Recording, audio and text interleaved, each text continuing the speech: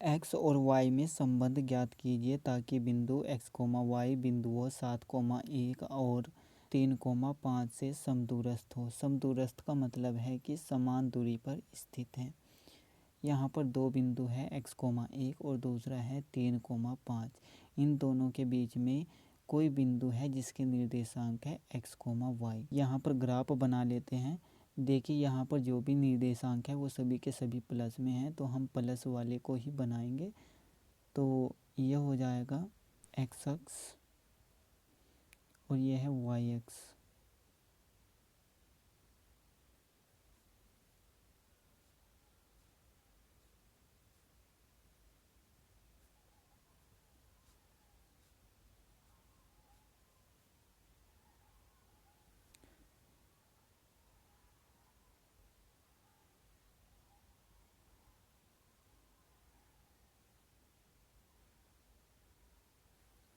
अब नीचे की तरफ संख्याएं माइनस में हो जाएंगे और इस तरफ भी माइनस में हो जाएंगी।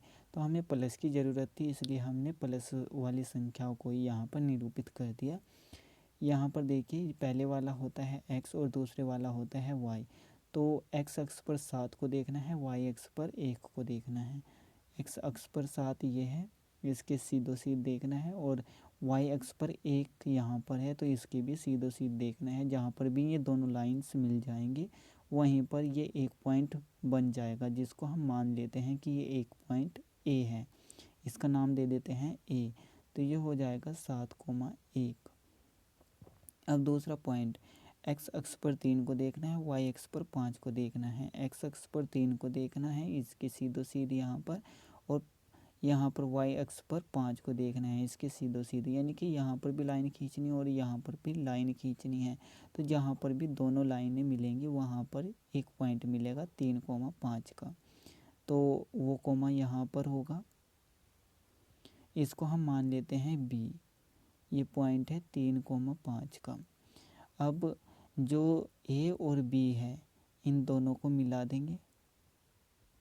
वैसे यहाँ पर लाइन खींच करके नहीं दिखाना है। अब इन दोनों बिंदुओं के बीच में एक और बिंदु है जिसको हम नाम दे देते हैं P, और उसके निर्देशांक क्या है x, y। अब जैसे कि हमने यहाँ पर बिंदुओं को माना है A, B और P, तो हम यहाँ पर लिख लेते हैं माना बिंदु P, इसके निर्देशांक x, y, बिंदुओं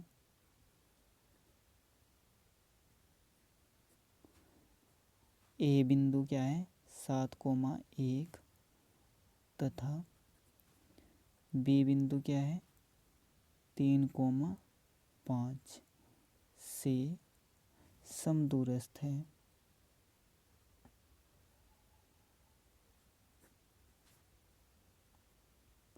यानी कि P पॉइंट A और B से बराबर दूरी पर है।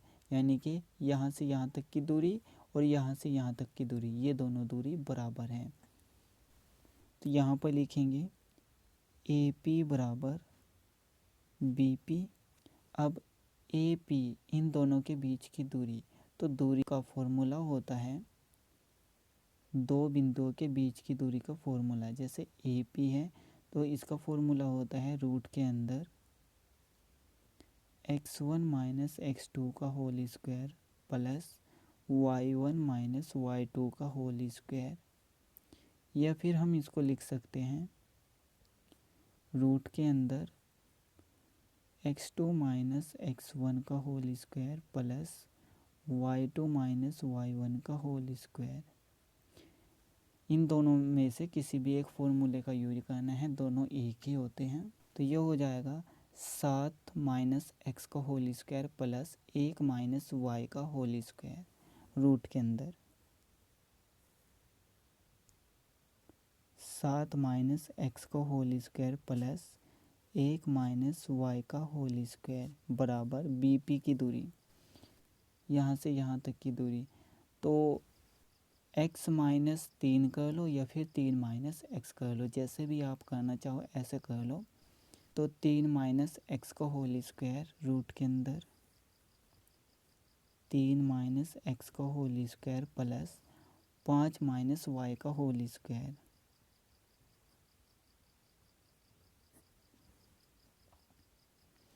रूट से रूट कटेगा, या फिर ऐसा करो कि दोनों तरफ वर्ग कर दो तो उससे रूट हट जाएगा।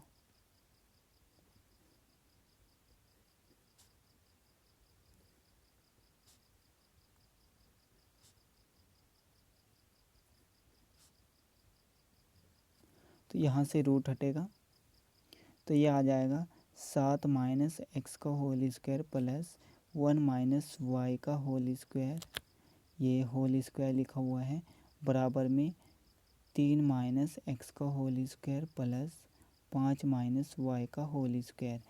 अब देखिए 7 को a मान लेते हैं और x को b मान लेते हैं, तो ये हो जाएगा a माइनस बी का होल स्क्वायर। और इसका फॉर्मूला क्या होता है, a माइनस बी का होल स्क्वायर, इसका फॉर्मूला होता है a square plus B square minus 2ab।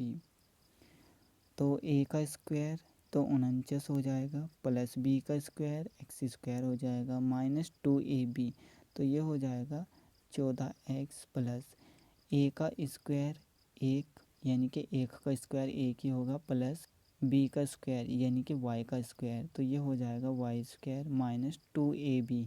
तो 2y बराबर a स्क्वायर यानी कि 9 plus b square x square हो जाएगा माइनस 2ab, तो 6x प्लस यहाँ पर भी a माइनस बी का होल स्क्वायर ही खुलेगा, तो ये हो जाएगा 5 का वर्ग 25 प्लस y का वर्ग तो वाई स्क्वायर माइनस 2ab, तो ये हो जाएगा 10y।